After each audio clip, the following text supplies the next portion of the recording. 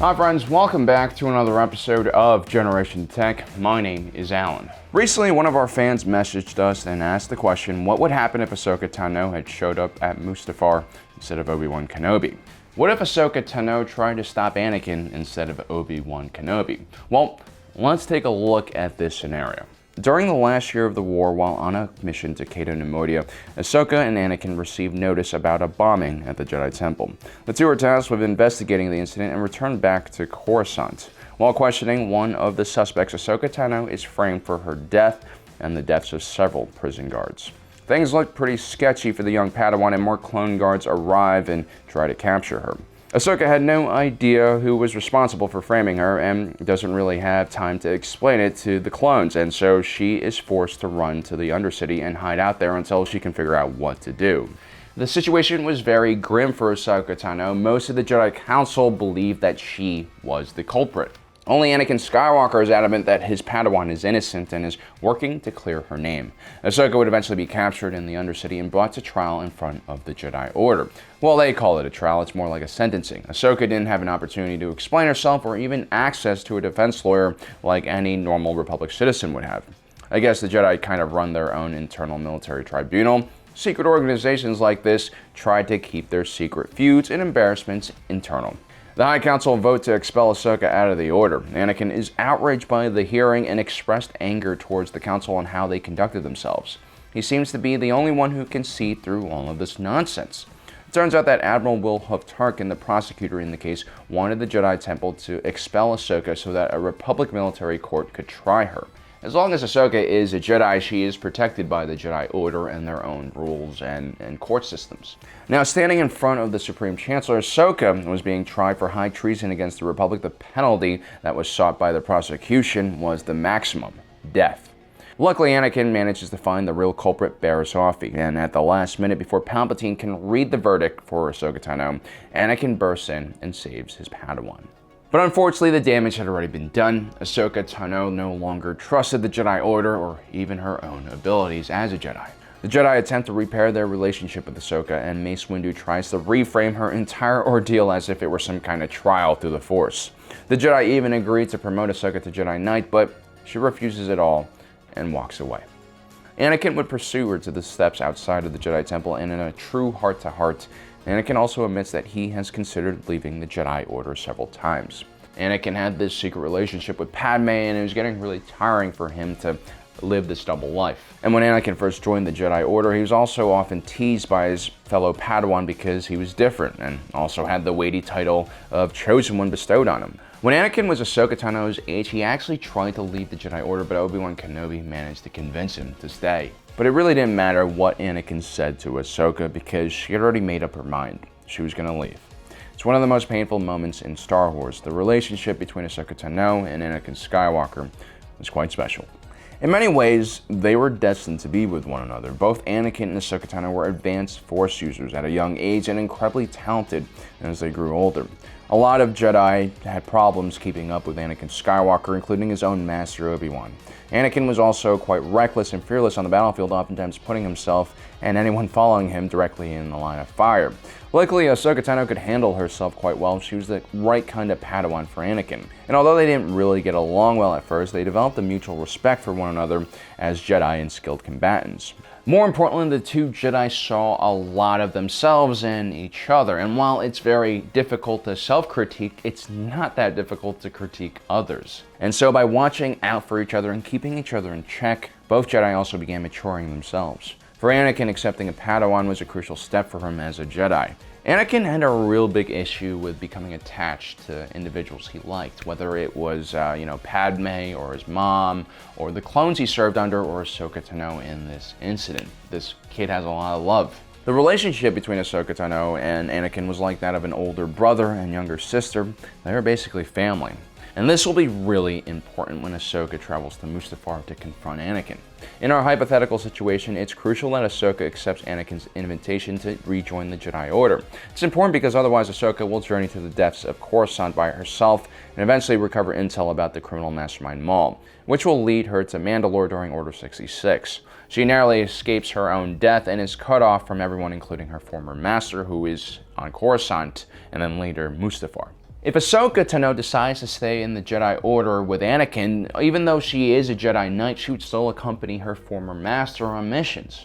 Even after Anakin became a Jedi Knight during the earlier years of the Clone Wars, he would routinely still go on missions with his master. It was very common to see Anakin's 501st Legion work alongside with the 212th Attack Battalion run by Obi Wan Kenobi. The two had good chemistry, and when the Jedi noticed that chemistry, they tend to keep those kind of individuals together.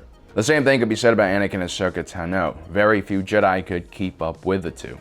And so Ahsoka Tano would have most likely accompanied Anakin Skywalker during the Battle of Anaxes and later on during the Battle of Coruscant. And so in the pivotal days that followed, Ahsoka would be around the core decision makers in Coruscant. When Order 66 is carried out, Ahsoka would most likely not be in Mandalore, having never made a connection with the Mandalorian rebels during her time in exile.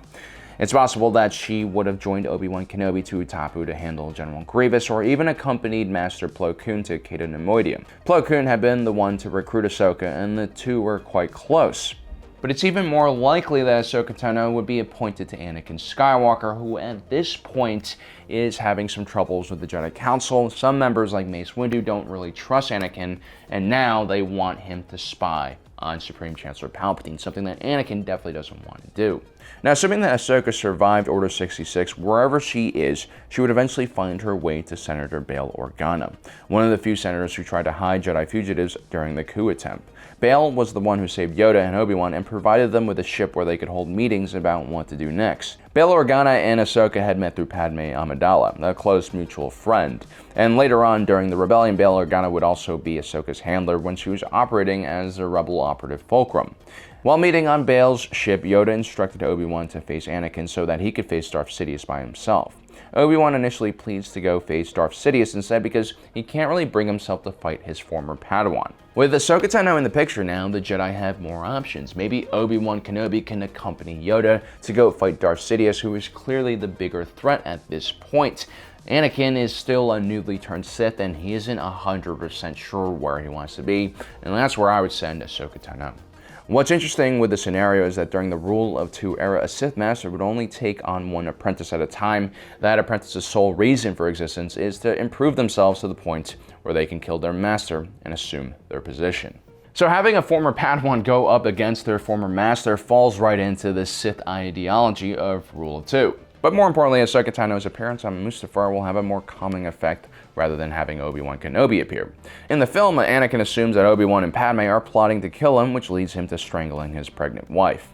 It's much easier for an apprentice to get mad at their master than the other way around.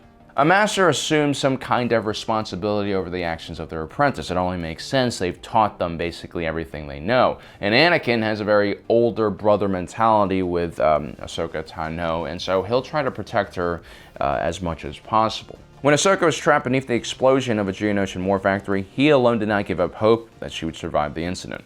When Ahsoka was framed for the bombing, Anakin was the one who put his own neck on the line trying to vouch for her, and eventually carries out the successful investigation which leads to the real culprits. When Cad Bane threatens to release Ahsoka out of an airlock if Anakin doesn't open a Jedi holocron for him, Anakin listens and saves his Padawan. That holocron, by the way, had a list of all future recruits for the Jedi Order, and in many ways it was the future of the Jedi Order, and Anakin was willing to sacrifice it all for Ahsoka. If that is not love, I don't know what is. And although Anakin loved Obi Wan Kenobi, he felt betrayed by him because of the dark side amphetamines coursing through his veins. But seeing Ahsoka Tano would bring out the protective side of Anakin. Anakin also knows that Ahsoka has her own issues with the Jedi Order after they so easily expelled her from their ranks. Obi-Wan had always been stern with Anakin, and he was a part of the High Jedi Council. And although Obi-Wan wanted the best for Anakin, at the end of the day, Anakin saw him as a product of the Jedi Order and no longer an ally. Ahsoka is clearly a much more neutral individual, and therefore Anakin is much more open to hearing her out than, let's say, Obi-Wan. Now, I'm not saying that Ahsoka would be able to turn Anakin back to the light side. I think that ship has sailed, but Ahsoka can provide Anakin an alternative solution. Padme and Anakin had always talked about just throwing away their careers and focusing on their relationship and creating a family, a right that every sentient being should have. Ahsoka is the best person to convince Anakin that neither the Jedi or the Sith are the way. If Anakin is willing to listen to anyone about this, it would be her, because Ahsoka Tano would eventually turn into a Grey Jedi. And if Anakin is willing to listen to that, perhaps he's even willing to listen to the fact that the visions he had been seeing of Padme dying were just manipulative images being projected to him by Darth Sidious. Ahsoka Tano already had a huge part to play in Star Wars, but had the Jedi not made the mistake of kicking her out, maybe she would have played an even larger role in saving the entire galaxy. Well, guys, I hope you enjoyed today's episode. Don't forget to subscribe and hit that notification button down below. And as usual, thanks for joining us today. If you're watching this, you are Generation Tech.